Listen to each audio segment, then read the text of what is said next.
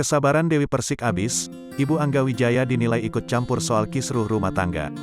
Dewi Persik mengungkap kekesalannya imbas prahara rumah tangganya dengan Angga Wijaya.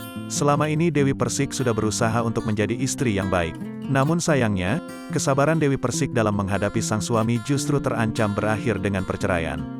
Meski belum jelas penyebab keretakan rumah tangga mereka berdua, namun Dewi Persik rupanya memendam kekesalan yang sudah teramat lama.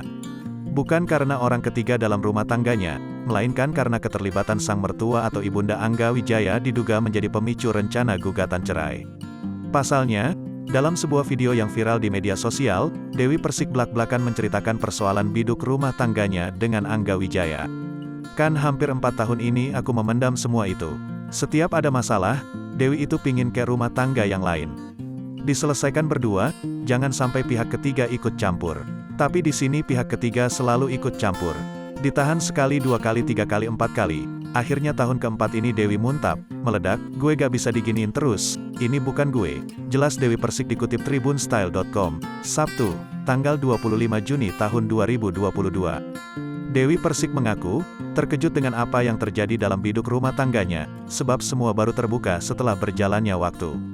Ketika itu gak ketahuan, laki gue itu diem bun. Laki gue gak mungkin melakukan itu, makanya hal itu yang membuat gue marah, apalagi dilakukan oleh mertuaku.